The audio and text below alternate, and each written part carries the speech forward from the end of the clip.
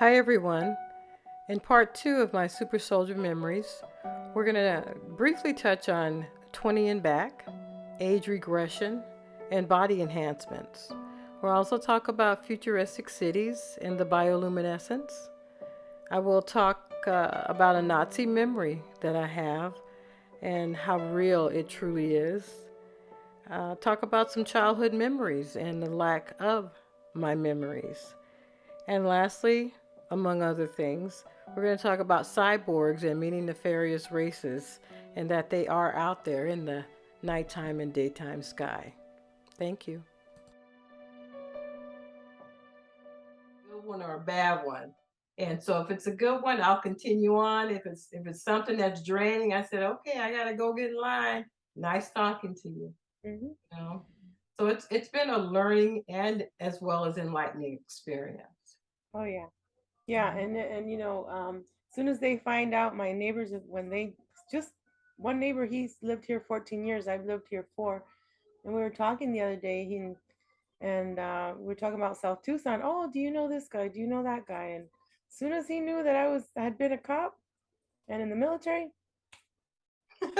I'll walk Lola. Like last night, I was walking Lola. He's like, "Oh, you're walking her, huh?" And then he walks away. It's it's a good thing actually, because I used to think, man, it's kind of lonely out here. Like nobody wants to talk to him. Like, but why do I want to talk to people anyway? Like, I mean, I shouldn't say that, but I was trying to say, um, I'm here to help those that want, to Mhm. know what the heck their mission is. But I don't need to entertain, like you say, um, these parasites because everybody has some sort of parasite. I mean, you go to fast food place, you get parasites in your body. We talked about this in the Mhm. other show. Right. You actually feel your body turn different. Mhm. And one thing, Al- mhm, Also, shaking hands. yes, Energy is transferred that way. That hug, that big bear hug. You know, be careful of those because it's okay. Do that bump, that elbow bump. always, always. Because yeah, if it's someone that takes energy, Mhm. that hug, that big deep bear hug, they're gonna take some of your energy, guaranteed. I have this thing. I'm sure you do. So when you go hug a person, you don't just go like that. I always go this way, like You to go part. to the side. They come like this. You go like this. And, ah, yeah, right. Mhm. You're right. Yeah, you just never know. And we have to be careful what we receive from other people. My cousin was just telling me the other day, she's like, you got to be careful. What is the intention behind the gift that somebody gives you? She said, you don't have to accept everybody's gift, Vero. You have to be careful. And I was thinking about that. I mean, I knew this Yeah. before, but we were talking about, like, for example, kombucha, right? I make kombucha and I infuse it with love, unity, prosperity, healing, money, which is all that prosperity, Hmm. for people to remember their memories, just peace, all that. And I was like, man, you gotta be so careful, even when you're in a restaurant. Where'd that water come from? You gotta Hmm. infuse it with your energy, that coffee. Right. Um, you're at a person's house. I don't pray over my food. I don't do that anymore, but I just, in my mind, I say, I charge you with life, with love. Thank you for the sacrifice you made for me, the animal. That's how I do Hmm. things.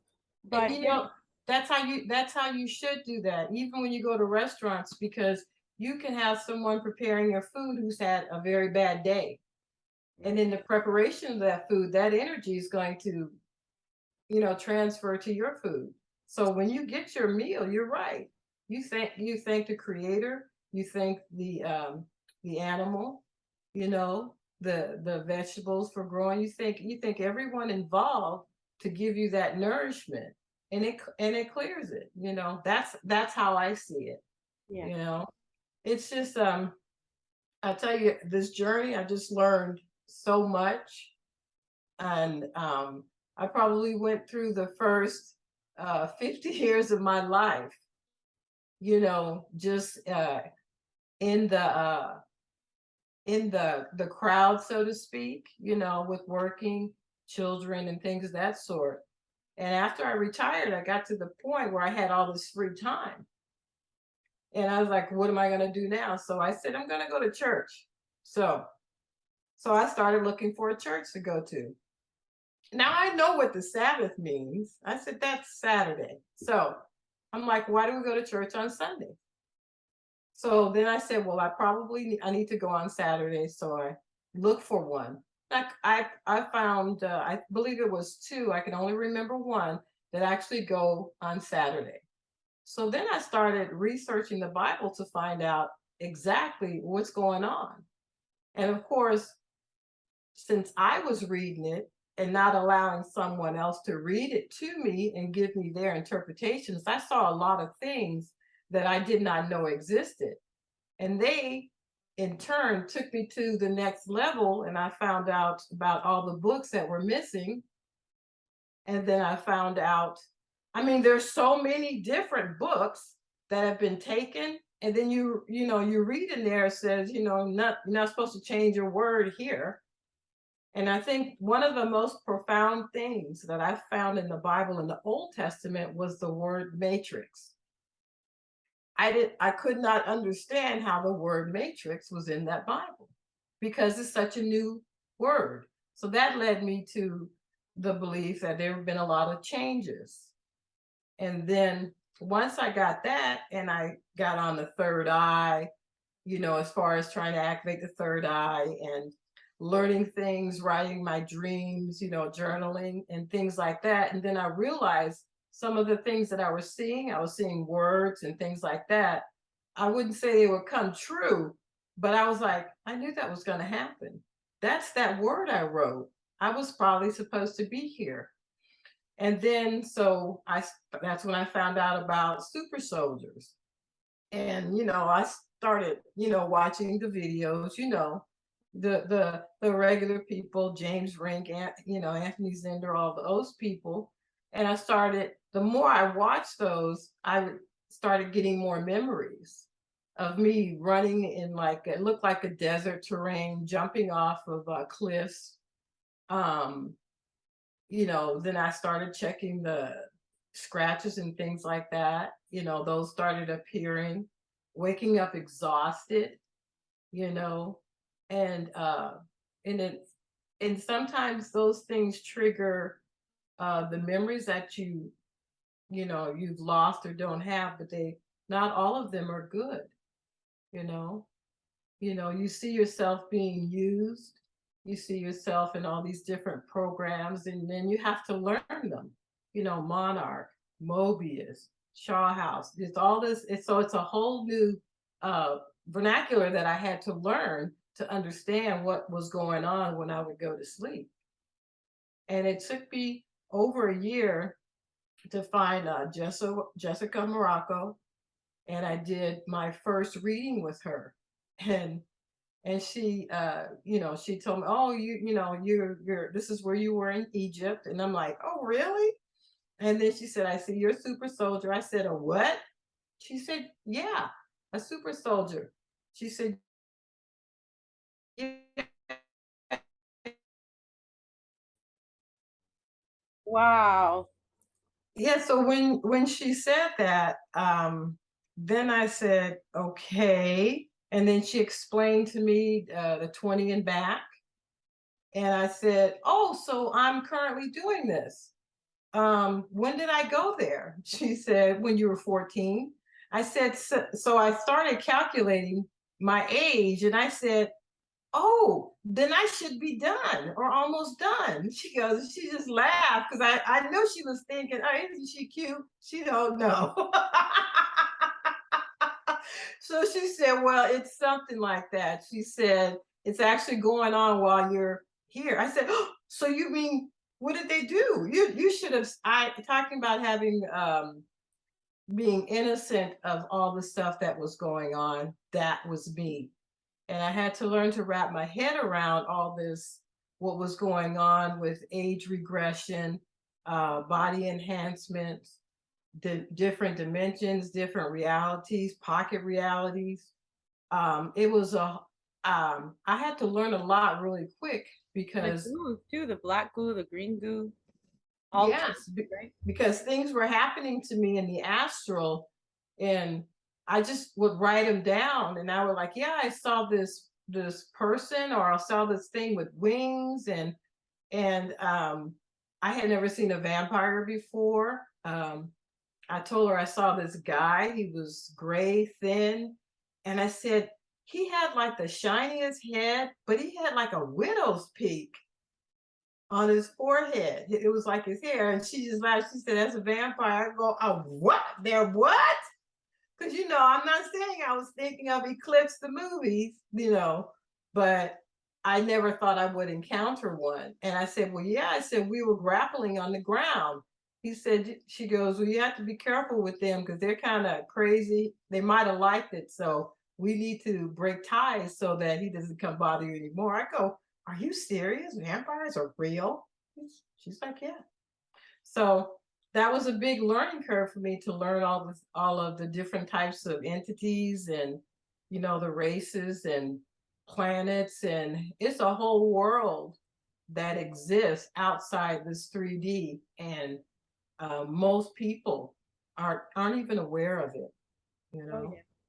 Yeah, and then when did we meet? You contacted me for a reading, and then when I went to Vegas, thank you so much. We Hmm. went out to eat twice, and Hmm. we had a really good talk, Hmm. and you even took me to the airport.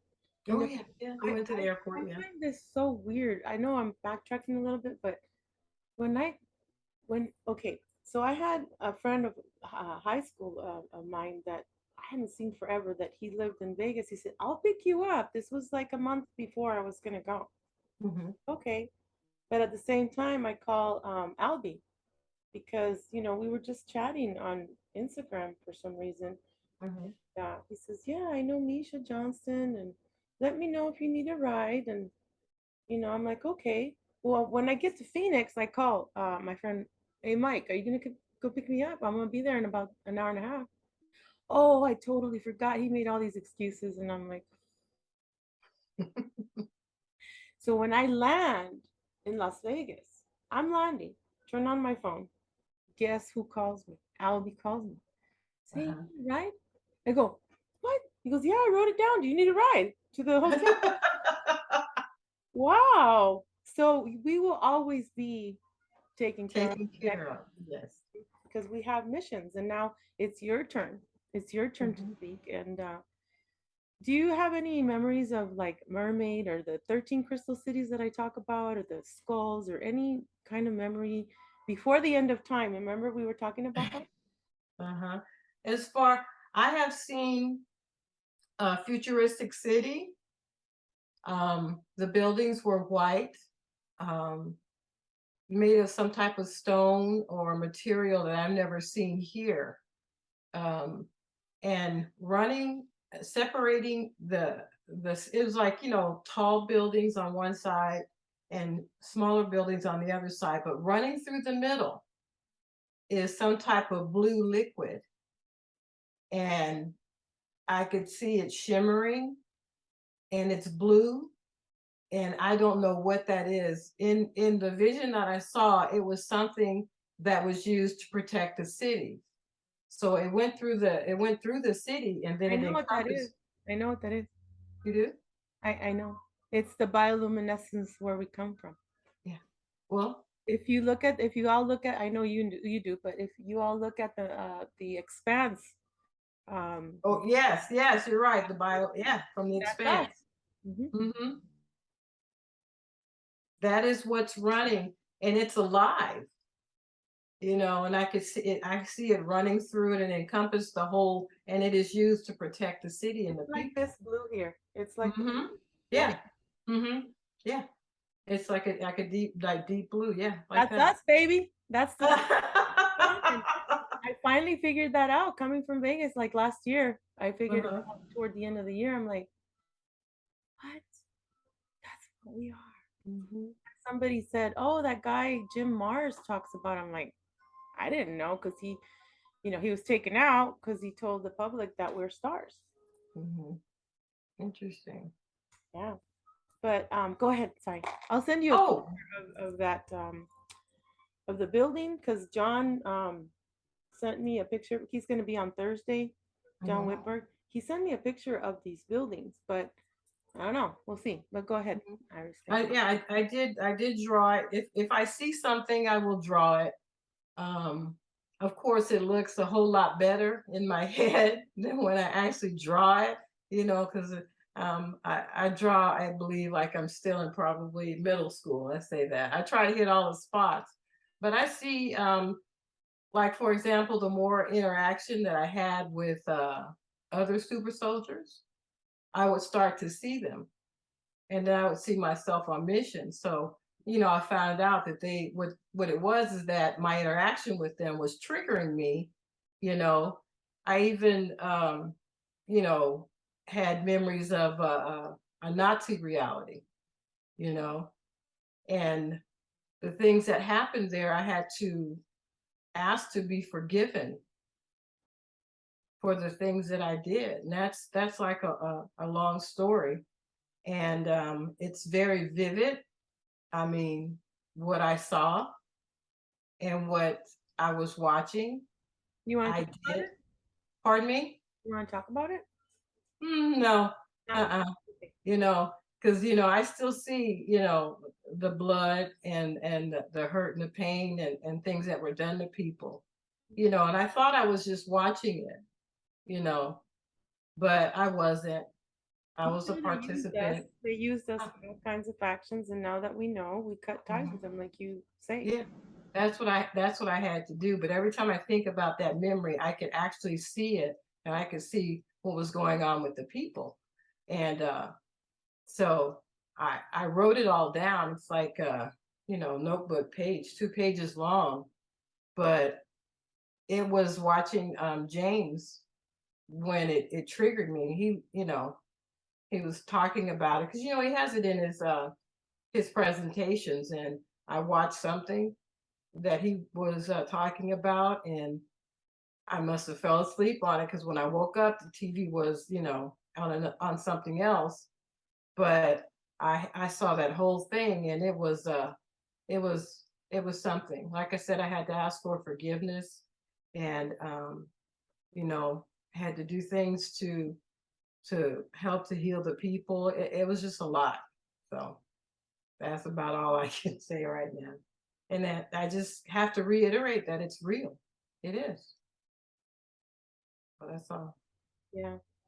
Um, yeah, speaking of TVs and when I go to people's homes, I always tell them, okay, you got to cover your TV, the mirrors. I do a whole thing on their windows because those are portals. And when I was a kid, I used to watch over and over again the Poltergeist movie, on the screen. And I have a memory of being 3 years old going through a screen. And then I disappeared, and my mom's like, "Where the heck have you been?" You know, Mhm. and that's when I was taken into one of the ships with the. I feel it's the Andromedans because I asked Barry Littleton about these dreams. Even the astral one that I had with you, and he says, "Oh, those are the Andromedans." I go, "Yeah," because I feel like I'm from Andromeda. And so he helped me with that. There will be people in our lives for those people that are coming on here to question your childhood and things like that. Now, remember you were telling me how we have lost time. I was in Head Start at 3 years old, and I only had maybe one memory. And then you didn't have memory until later on, like in school. Do you want to talk about those kind of? Well, my first, we all have our, like, memories of when we're little, things of that sort. I have one memory of my first day in Head Start, and then my next memory is um, second, I think it's second grade. So, so I have one day of Head Start, no more memories. First grade, no memories. Second grade, no memories. I'm pretty sure I don't have any memories till about third grade, that I started remembering, and I still don't have any memories. I when I was in third grade, lived in Tucson, Arizona, where you are right now, and I have uh, I have some memories of things, here and there, but I do have a memory of being in school at Davis Monthan Air Force Base. We lived down the street from Davis Monthan Air Force Base, and I went to Corbett Elementary School. Wow. And I remember being taken to the library. And I remember sitting with other. Library. Many of us have, even Frank, Susan, Yeah, library. I remember always at the library. What the yeah. Yeah, and it was very strange because it was me, just a handful of us. It wasn't a whole lot of kids, just a handful. And I remember sitting there in my little pink dress, um, and someone was showing or telling us something, and I don't remember what it was. I just have that memory. But you spoke earlier, um, which made me think about cyborgs, and I know a lot of people look to the skies and the stars, and they're stargazing, and they see a lot of things, and there are a lot of positive things, but there are also things there that are negative. And there was a point in time where I would go outside and there would be this star.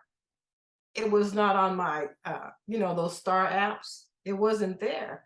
So finally I figured out it must be a ship. And I would see it. And I'm, hey, how you doing? Back and forth and doing this and that. And every night I would go out and I would say, are you out there? And it would just light up and start flashing. And I was like, oh, check that out. Go back in the house. The next night I come out, where are you? Are you still out there? And it would start flashing. So fast forward, probably this went on for a couple of weeks. And I'm getting ready to walk outside to say hi again. And I get a text message from Jessica Morocco, just out of the blue. She said, I am talking to you, and you are here to tell me to tell you to stop communicating with those ships. And I got an adrenaline dump. I did an about face and I went back in the house. I was shaking and nervous. I was like, what the heck? Big story, small. It was Cyborg. And because of my interaction with them, they were interested in me. And my other self came from another reality because I saw myself here going through portals. I said, yeah, because I told Jessica, I said, hey, I think I went through a portal by opening it, or I was, leaving. And she said, that was you, but this was the other you coming here to tell you to stop talking and communicating with them because they were going to take you. And I would not go out. I would go outside with my head down after that at night, but I wouldn't look in the skies. It took me a long time before I would look in the skies, because I know now what's up there. It's not all love, light, and beauty, and there's a whole lot. There's another nefarious side that's there, and for the right person or people to them, they won't hesitate. And that's what I found out also. But I had to wrap my head around that me from another dimension came here to warn me to stop talking to them. And it was my higher self. And I was just blown away once I was able to wrap my head around what actually happened. And so to this day, I still have to be that way. I can't just go out and look at these beautiful, look, there's a Big Dipper. I think that's Venus. I could glance up and look, but I have to go about my business because I can't. Yeah.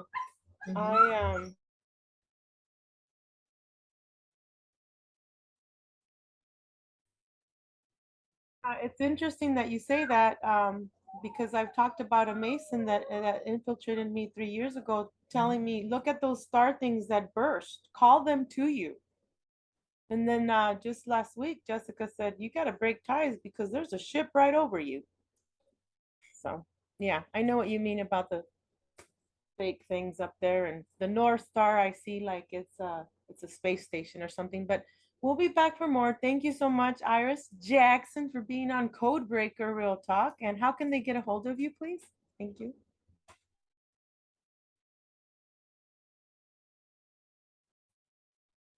So this is the fifth time they freeze us. Can you please tell the public how they can get a hold of you? And thanks again for being on Codebreaker Real Talk. And we'll end it for now, but we have many, many more episodes to go. Thank you, Iris Jackson, Power Lady, for being on with me. Yes, we do. We do have many more, and you can reach me at Gmail, powerlady3@gmail.com. That's PWRLADY, the number 3 @gmail.com. And I also have a little YouTube channel. It's Power Lady, PWRLADY. And so hope to check out the videos, or email me with some questions, or whatever floats the boat, Thanks, Veronica. Anytime, Mama. You have many, many memories. You have books, and we went in Vegas. We went through all of them, most of them, and we're like, oh my gosh, wow. So we have so much more to talk about. Thanks again. Love you, Iris. Yeah. We'll see you. Bye, everyone.